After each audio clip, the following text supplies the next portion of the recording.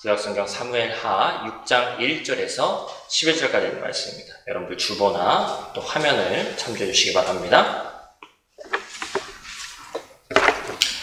사무엘하 6장 1절에서 11절 말씀 제가 읽어드리도록 하겠습니다. 다윗이 이스라엘에서 뽑은 무리 3만 명을 다시 모으고 다윗이 일어나 자기와 함께 있는 모든 사람과 더불어 바알레 유다로 가서 거기서 하나님의 궤를 메어 오려 하니 그 궤는 그룹들 사이에 자정하신 만군의 여호와의 이름으로 불리는 것이라.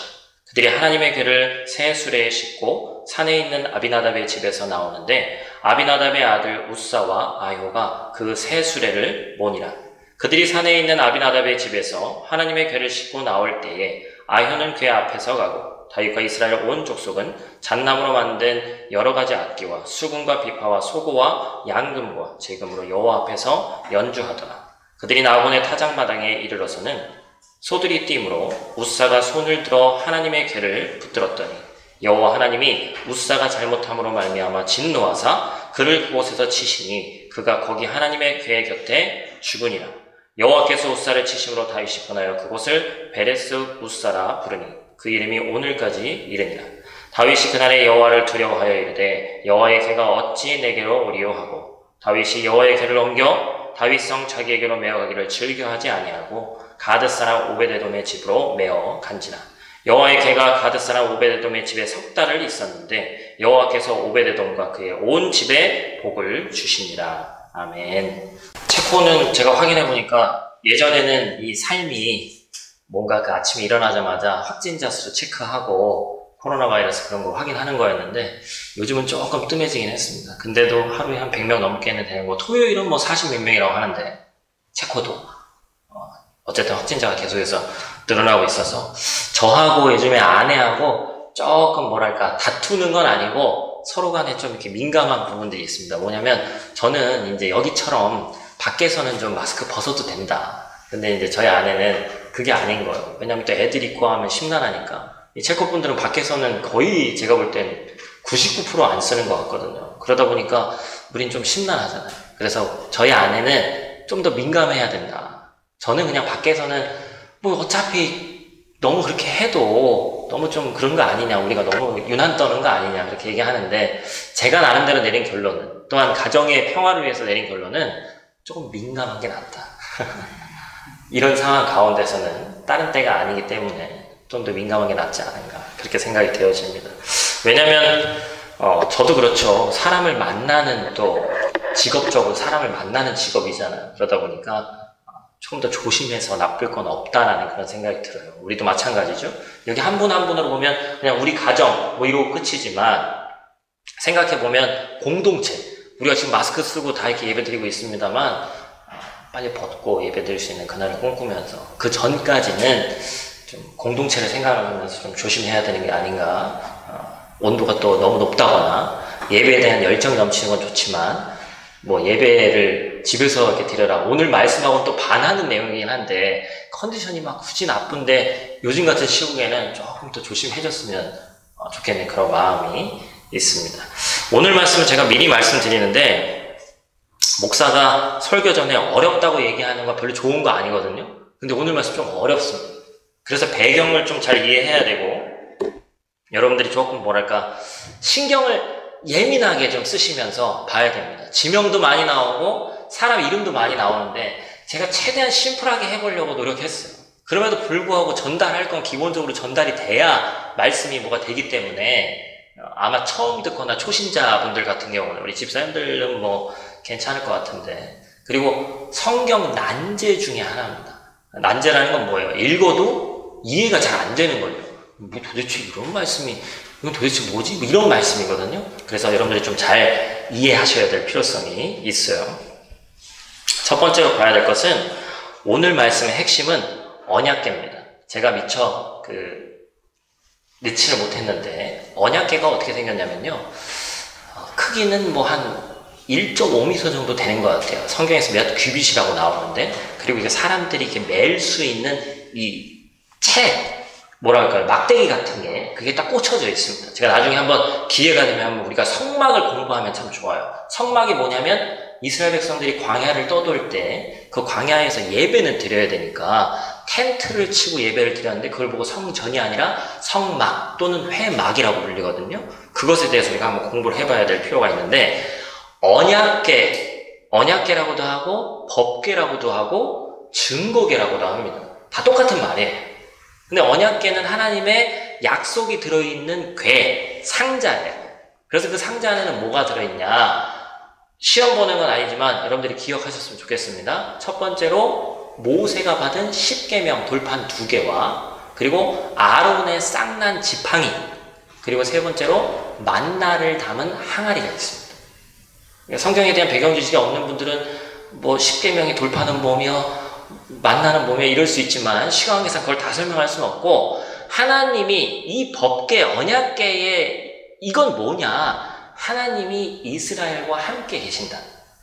그러니까 조금 더 과장해서 얘기하면 이 언약궤 자체가 하나님이에요. 왜냐하면 인간의 눈으로는 하나님이 보이지 않잖아요. 그래서 하나님은 우상을 만들지 말라고 했는데 유일하게 눈에 보이는 거로 만들어주신 것 하나가 법궤입니다. 언약궤라고 불리는. 그래서 여러분들이 그것을 좀 기억을 하셔야 돼요. 그래서 이스라엘 백성들은 결정적인 순간에 이 언약궤를 짊어지고 갑니다. 뭐 요단강을 건널 때, 그렇죠? 그 다음에 여리고성을 무너뜨릴 때 언약궤가 제일 앞장서서 가는 거예요. 그게 뭐의 상징이라고요? 하나님이 우리와 함께 하신다. 그래서 얼마나 귀중한 거겠어요. 말로 표현할 수 없는 귀중한 것이죠. 그런데 이 언약궤를 우리가 사무엘 하를 나누고 있습니다만 사무엘 상 말씀에 보니까 사무엘 4장에 블레셋 사람들에게 뺏깁니다.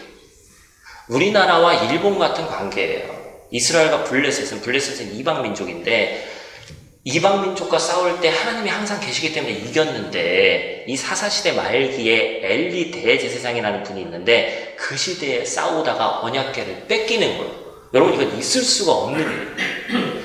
저도 되는데 언약궤를 뺏긴다는 것은 말이 안 되는 거예요. 하나님을 뺏긴 거니까. 근데 이 언약궤가 뺏겨서 블레셋의 도시마다 돌아다니는데 무슨 일이 벌어지죠?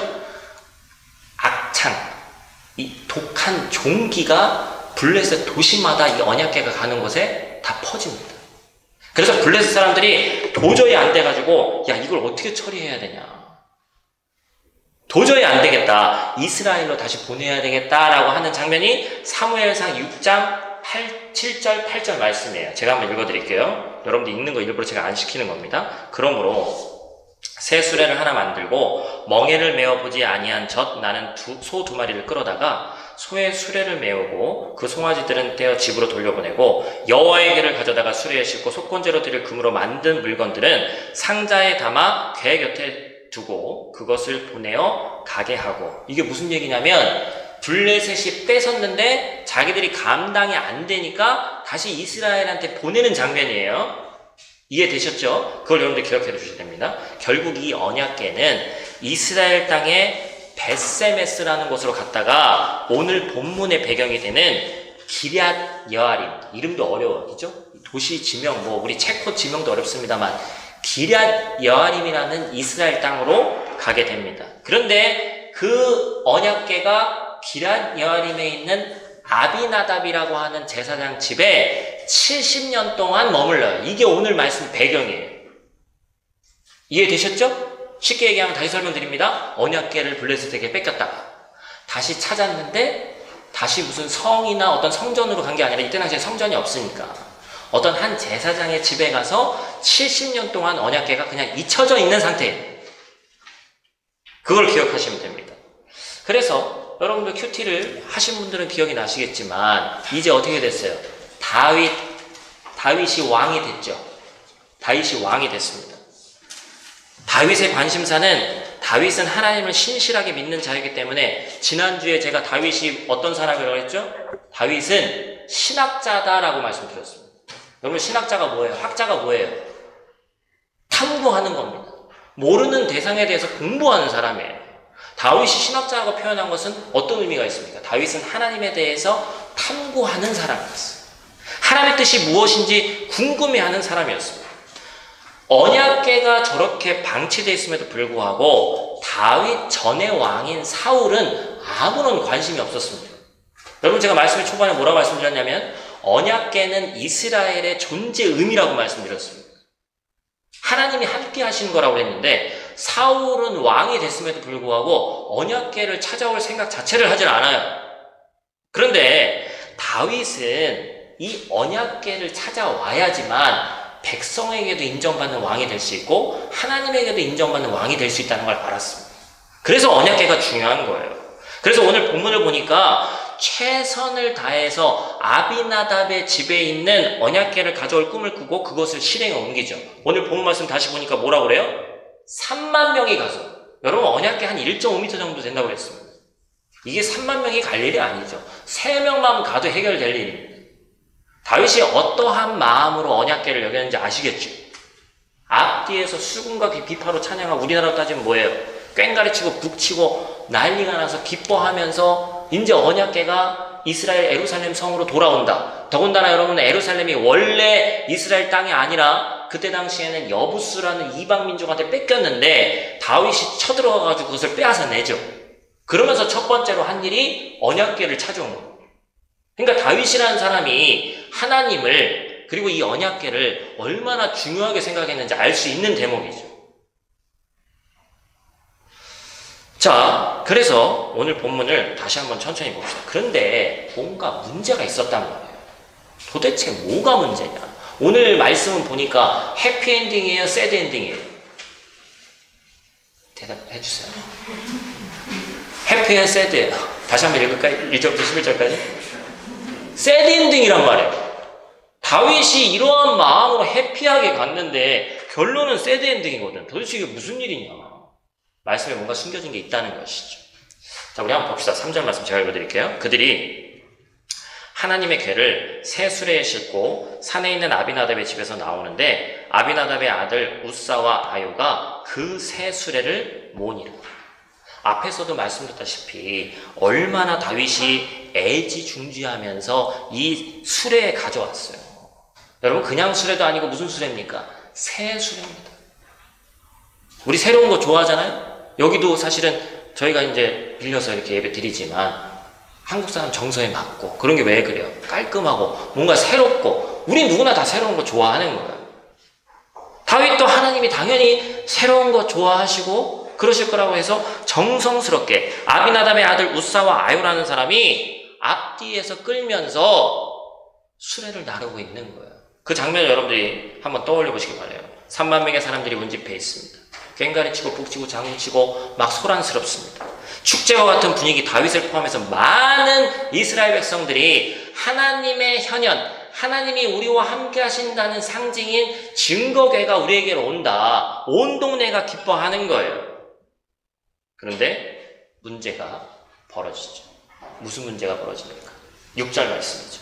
7절 제가 읽어드릴게요. 그들이 나곤의 타작마당에 이르러서 소들이 띠므로 우사가 손을 들어 하나님의 궤를 붙들었더니 여호와 하나님이 우사가 잘못함으로 말미암아 진노하사 그를 그곳에서 치시니 그가 거기 하나님의 궤 곁에서 어떻게 돼요? 죽으니라. 여러분, 3만 명이 모여있고 상상을 해보시라는 거예요.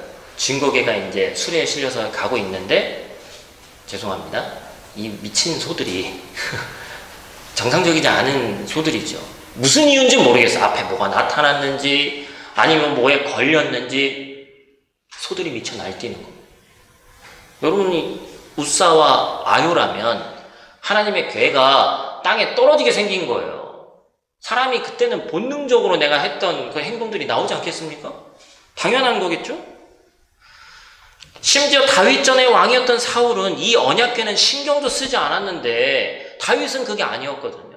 정성을 다해서 모셨는데 도대체 뭐가 잘못이냐는 것이죠. 아비나답의 아들 우사와 아요가 사람들이 그렇게 많이 보는데 그냥 대충 뭐 설렁설렁 담배라도 한 대 피면서 그러고 갖고 갔겠습니까? 절대로 그렇지 않죠. 정성껏 디테일하게 새 수레로 정성껏 모셨단 말이에요. 그런데 이 소들이 달뛰었습니다. 그럼 굳이 잘못을 찾자면 소가 잘못한 게 아니냐. 물론 인격이 있는 건 아니지만 소의 잘못이 아니냐. 도대체 이해가 되지 않는 상황이죠. 소를 쳤으면 이해가 되는데 우사가 쳐서 죽임을 당했단 말이에요. 여러분, 분위기 상상이 되세요? 3만 명이 어떤 분위기였을까요? 그 좋던 분위기가 일순간에 얼어붙는 거죠. 여기 있는 분들이 제가 썰렁한 농담에서 한 20-30명 모였는데 딱 했는데 반응이 안 와가지고 하면은 제가 되게 위축될 것 같아. 근데 한 3만 명 모였는데 와 하다가 갑자기 사람이 죽었어. 여러분 이건 상상하기 힘든 상황입니다. 뭐가 잘못됐던 걸까요? 설교 시간이니까 여러분 한 분 한 분 다 물어봐서 지목해서 레이저 나오거든요. 레이저 이렇게 한 분 한 분 지목해서 자 송 집사님 뭐 이렇게 병근 형제 이렇게 한번 시키고 싶지만 시간 관계상 그건 쉽지 않고 제가 아까 방금 앞에 읽어드린 말씀 다시 한번 읽어드릴게요. 여러분 한번 다시 한번 잘 보세요. 사무엘상 6장 7절 말씀입니다. 자, 이 말씀은 다시 한번 상기시켜드리지만 블레셋 사람들이 이스라엘한테 보내는 모습입니다. 그러므로 새 수레를 하나 만들고 멍에를 메어 보지 아니한 젖나는 소 2마리를 끌어다가 소의 수레를 메우고 그 송아지들은 떼어 집으로 돌려보내고 여호와의 궤를 가져다가 수레에 싣고 속건제로 드릴 금으로 만든 물건들은 상자에 담아 궤 곁에 두고 그것을 보내어 가게 하고. 여러분 누가 한 거라고요? 이스라엘 사람들이 한 게 아니라 블레셋 이방 사람들이 하나님의 언약궤를 이렇게 다룬 거예요. 소위 새 수레에 싣고 소들을 통해서 뭐합니까? 운반합니다. 눈치가 조금 빠르신 분들은 뭔가가 조금 잘못됐다라는 걸 눈치채실 수도 있어요. 아직 눈치를 못 채셨다면 우리 율법이 기록되어 있는 민수기 말씀을 한번 같이 봐야 됩니다. 화질도 좋고 하니까 잘 보이시죠? 이 PPT 활용할 맛이 납니다. 화면이 좋으니까. 민수기 4장 말씀인데 민수기 4장은 제가 배경 말씀드리면 이스라엘 백성들이 출애굽을 해서 광야에 돌아다니면서 이동식 성전이 아까 뭐라고 그랬어요? 성막 또는 회막이라고 불리는 그 성막을 만들어 놓고 어떠한 부족은 무슨 일을 해야 되고 그 성막 안에 있는 물건은 어떻게 다뤄야 되는지 디테일하게 써져 있는 율법 말씀입니다. 창출 레민 신에서 뭐예요? 모세 오경이라고도 불리고 이스라엘 백성들은 토라라고도 불리는 이스라엘 유대인이라면 누구나 알고 있는 말씀이에요.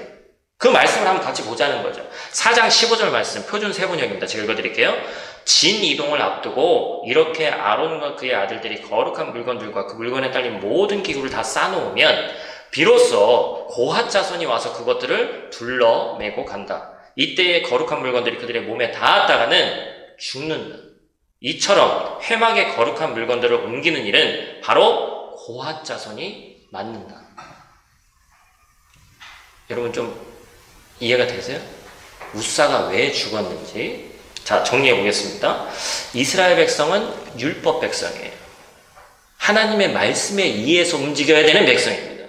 하나님의 물건은 거룩한 것이기에 정결법에 의해서 다뤄줘야 되는데 그 당시에 사람들이 율법이 없었냐? 그렇지 않죠.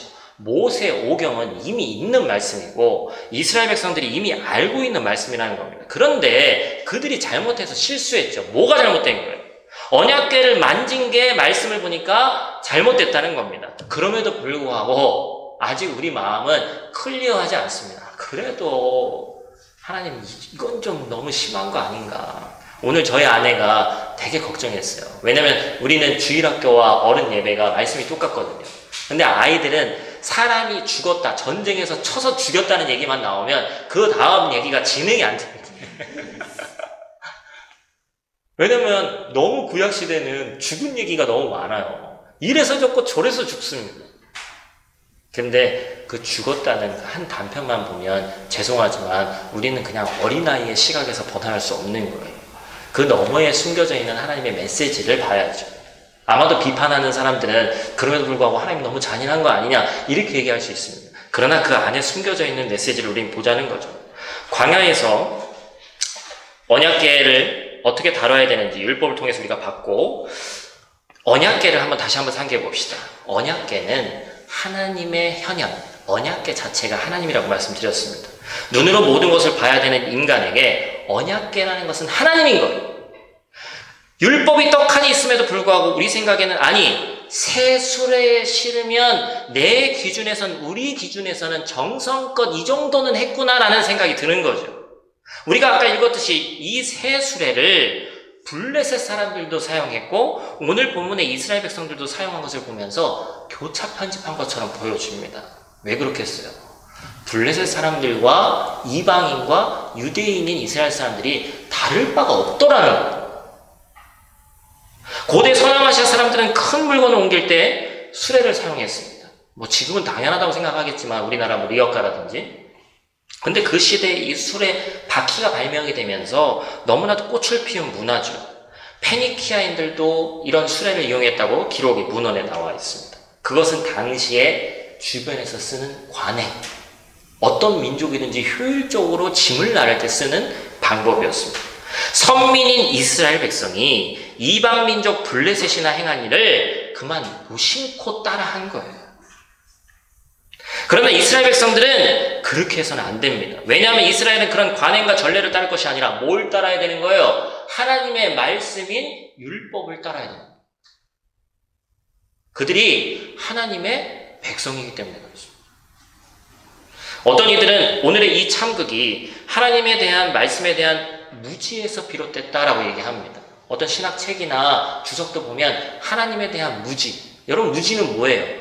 모르는 겁니다. 그런데 알면서 행하지 못한 것을 무지라고 얘기하지 않습니다. 여러분 오늘 본문 말씀은 무지가 아닙니다.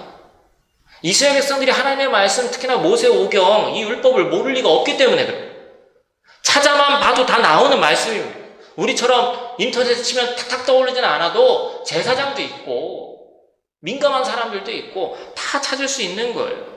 그런데 다윗은 다윗대로 그도 인간이니까 왕이 됐다는 사실에 취해서 말씀을 지적하고 행해야 할 제사장의 무리들은 그들대로 기쁨에 취해서 하나님의 말씀이 지켜지지 않고 이방 사람, 블레셋 사람들처럼 하나님의 상징물을, 하나님의 현현의 증거인 이 증거계를 뭐 나르듯이, 무슨 짐짝 나르듯이 다른 거죠. 그게 문제였습니다. 다시 말해서 다윗과 모든 이스라엘 사람들은 그 당시에 하나님을 자신의 구미에 맞춰서 생각한 거예요. 하나님은 이런 하나님이구나. 그 정도로 당시 이스라엘 백성들이 둔감했고 자신들이 무엇을 잘못하고 있는지 전혀 민감하지 않았습니다. 그러나 그것은 내 생각이지, 새 수레에 담아서 정성껏 모시면 되겠구나, 그건 내 생각이지 하나님의 말씀이 아닌 거예요.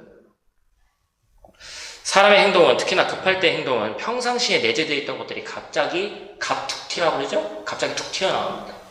예전에도 제가 설교 가운데 얘기했습니다만 우리 어머니 세대, 아버지 세대, 권사님들, 장로님 같은 경우는 차 어떻게 딱 이렇게 가다가 급정거에서 딱 멈추면 뭐 한다고요? 아이고 아버지, 아이고 주여, 갑툭 딱 튀어나오죠.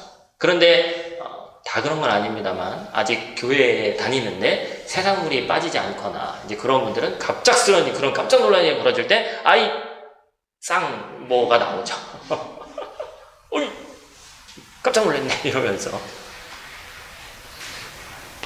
오늘 본문의 웃사의 참극은 웃사라는 사람 하나를 생각하면 너무나도 가슴 아픈 일이지만 그가 제사장이었고, 여러분 웃사는 하나님의 일을 담당하는 사람이었어요.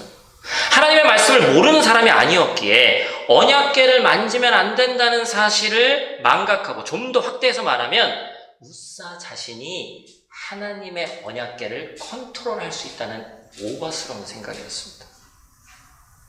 내 구미에 맞게 컨트롤할 수 있다. 하나님을 내 마음대로 할 수 있다. 웃사와 이스라엘 백성 그리고 다윗의 생각이 빚어낸 참극이었단 말이에요. 사랑하는 성도 여러분, 하나님의 궤는 웃사가 지키는 게 아닙니다. 하나님의 궤는 하나님이 지키는 거예요. 우리가 하나님을 보호하는 게 아닙니다. 하나님이 우리를 보호하시는 겁니다. 우리가 하나님의 일에 간섭할 수 없습니다. 하나님이 우리의 일에 간섭하시는 거예요. 우리가 생각할 때 웃사의 행동이 잘못이었고 의롭고 정당한 행동처럼 보이지만 죄송하지만 하나님의 생각은 달랐습니다. 그래서 우리의 생각보다 하나님의 생각이 중요합니다. 우리의 판단과 의견보다는 하나님의 명령에 순종하는 것이 중요해요. 여러분 교회에 다니는데 결과만 좋으면 다 좋다. 죄송하지만 잘못됐습니다. 교회는 동기 그리고 과정이 중요합니다. 만약에 그것이 결과만 좋으면 다 좋다고 하면 세상 사람들과 다를 게 없어요. 하나님의 방법대로 하나님이 이끄시는 과정을 통해서 일하십니다. 사랑하는 성도 여러분, 우리는 어떻습니까? 우리의 편의 때문에 변하는 하나님의 말씀, 뭐 여러 가지 것들이 아마 있을 거예요. 시간관계상 다 말씀드리지 못하지만 가장 대표적으로 우리가 드리는 이 예배를 한번 생각해 봅시다. 예배의 주인은 누구예요? 대답해 보세요. 예배의 주인이 누구죠? 하나님입니다. 예배의 주인은 하나님인 거예요. 그래서 하나님이 우리의 어떠한 예배를 좋아하실까가 초점이 되어야 되는 겁니다. 그런데 죄송하지만 언젠가부터 구도자 예배라는 말이 생겼어요. 어려운 말로 그런데 쉬운 말로 뭐예요? 열린 예배. 예배의 형식이 중요한 게 아니다. 왜냐하면 하나님을 잘 모르는 사람들에게는 너무 예배에 지금도 이렇게 단이 올라와 있습니다만 막 높은 한국교회의 단처럼 예배가 어렵게 여겨져서는 안 된다. 좋은 취지에서 만든 거죠. 열린 예배입니다. 그런데 그 열린 예배의 중심이 하나님이면 참 좋은데 망각해서 그 열린 예배 주인은 뭐예요? 새로운 새신자. 예배의 주인이 사람이 되는 거예요. 더 좋은 사운드, 음향, 쾌적한 환경, 화려한 조명, 어느새 그런 것들이 충족돼야지만 은혜 받는 시대가 됐습니다. 저 또한 마찬가지입니다. 어느 날 설교하다가 우리 책국교회에서도 예배 드렸지만 책국교회에서 죄송합니다만 설교할 때 너무 힘들어요. 왜냐면 공간은 크고 마이크 시스템이 그렇다 보니까 솔직히 힘들어요. 근데 여기서는 인간적으로 너무 편합니다. 이거 없어도 뭐 솔직히 상관없어요. 사람이기 때문에 그런 거에 민감할 수밖에 없습니다. 어쩔 수 없는 우리가 인간이니까. 여러분 참 흥미로운 것은 우리 주보에도 예배 순서라는 것이 나오지만 이 예배 순서 되게 중요하죠. 그런데 성경을 잘 살펴보면 이 중요한 거를 심지어 우리 주님도 이걸 좀 정해주셨으면 좋겠는데 처음에 묵상 기도하고 찬송가 부르고 뭐 대표 기도 누가 나와서 하고 이런 거 성경에 써 있어요? 성경에 써 있질 않습니다. 예배의 어떤 그 구약시대의 틀, 뭐 번제, 소제, 속건제 이런 제사에 대해서 나오지만 오늘날 예배를 어떻게 드려야 되는지가 안 나와요. 하나님이 제일 중요하게 여기시는 예배인데 왜 그럴까요? 예배는 형식화된 것이 아니고 예배는 정형화된 것이 아니고 예배는 쇼가 아니기 때문에 그렇습니다. 제가 일전에 청년부를 담당할 때가 있었는데 청년부 예배를 드리면 콘티가 나와요. 콘티. 절대로 그렇게 나쁘다고 얘기하는 게 아니에요. 현대인들에게 물론 필요는 합니다. 그럼 콘티로 해가지고 A4 한 장으로 딱 나와서 몇 시부터 몇 분까지 기도, 몇 시부터 몇 분까지 목사님 말씀 25분. 그래가지고 그 콘티대로 넘어가면 막 설교하면서도 제 스스로가 자유함이 없어. 이거 어떡하지? 끝 단락을 그냥 어쩔 때는 그냥 뭐 왜냐면 콘티가 있으니까 그거에 짜서 해야지. 그래도 젊은 목사인데 지켜야 될 거 아니에요. 물론 과거와 다릅니다. 절대로 열린 예배 자체가 문제가 아니죠. 우리가 활용할 수 있는 모든 것을 동원해서 하나님께 예배하는 것 자체 너무나도 귀한 일이죠. 바쁜 현대인들을 위해서 무슨 예배 시간 3, 4시간 할 수 있겠습니까? 제가 그럴 수 있는 체력도 없지만 실질적으로 못하죠. 어렵게 생각하는 예배의 문턱을 낮추는 건 물론 중요합니다. 그럼에도 불구하고 우리는 예배를 드렸다, 오늘도 교회당에 갔다 왔다, 예배 드렸다라는 결과보다는 예배의 과정에 내가 얼마나 신령과 진정으로 참여했는지가 중요합니다. 예배의 초점이 하나님이 아니고 내가 되면 오늘 우리는 중대한 실수를 한 웃사, 다윗 그리고 이스라엘 백성과 다를 바가 없습니다.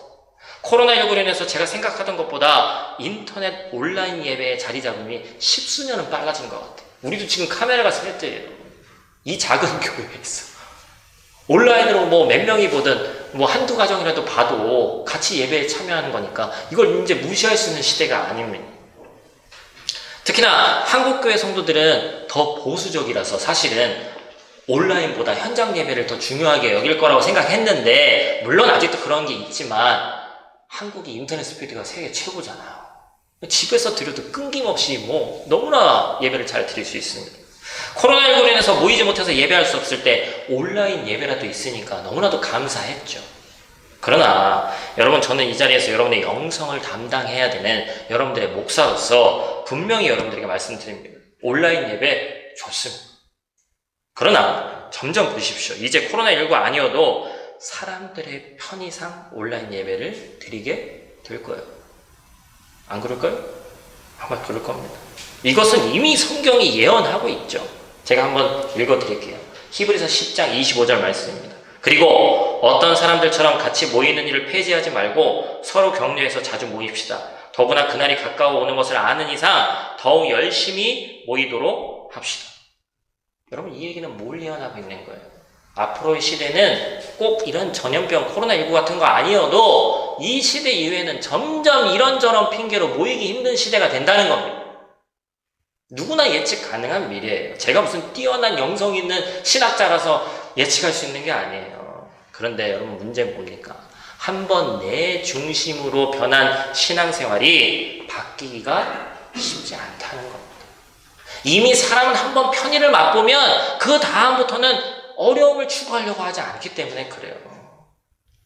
모일 이유보다는 모이지 못할 이유가 더 많아질 겁니다. 하나님의 말씀이 내 삶의 신앙의 근간이 되는 것이 아니라 내 삶의 패턴과 내 편의가 신앙생활의 중심이 될 거란 말이죠.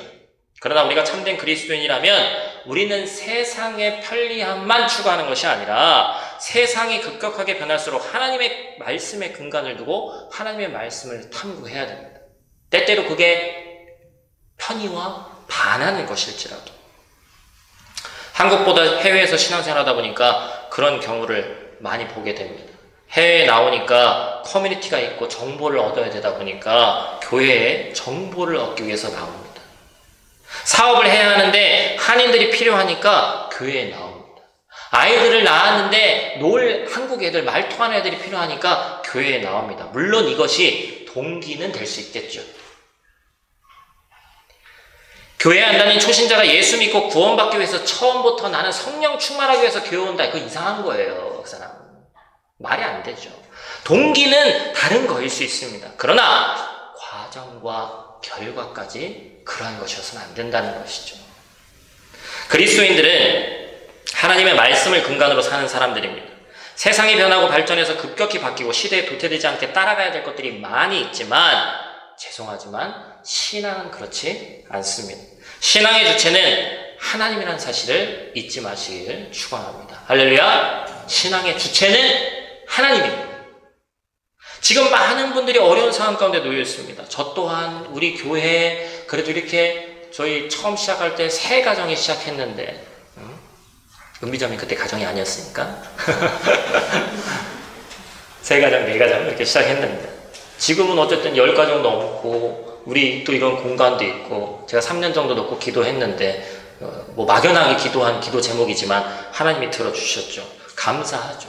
그럼에도 불구하고 이 상황 자체가 우리 주변의 환경이 나아지지 않았기 때문에 힘든 게 사실입니다. 지금 누가 두 다리 뻗고 자겠어요?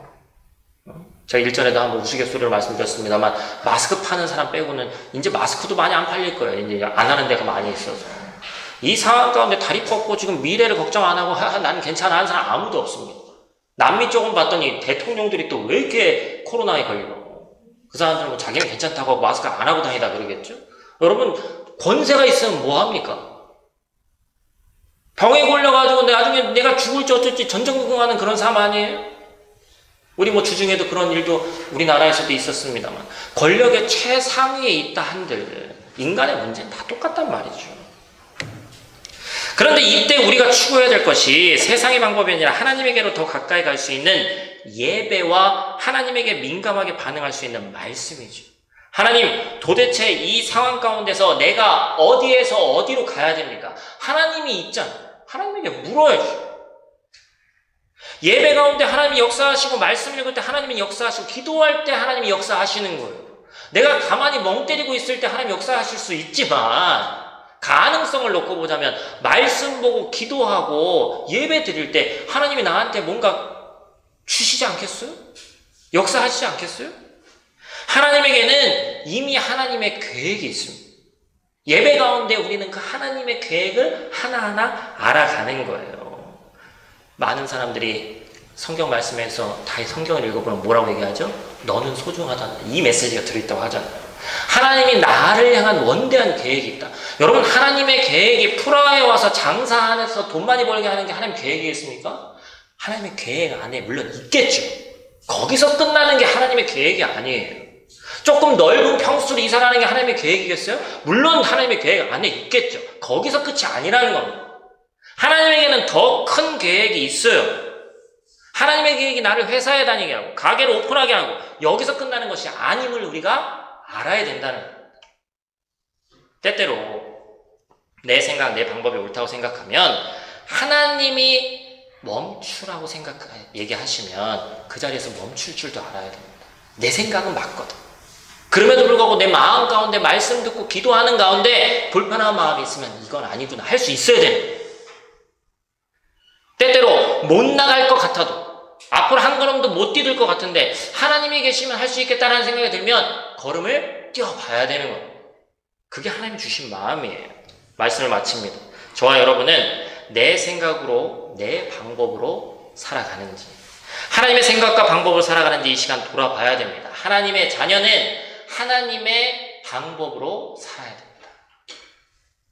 사랑하는 형제자매 여러분, 성경을 통해서 간접적으로 전해지는 메시지에 더욱더 민감하셔서 반면교사로 삼으셔서 우리는 우리 믿음의 선배들이 이미 밟은 실패의 자리를 또 밟지 않기를 바랍니다.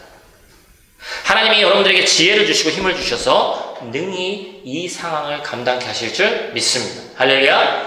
할렐루야! 여러분들 그 믿음을 가지고 한 주간 말씀으로 승리하는 여러분들 되시기를 주님의 이름으로 축원을 드립니다.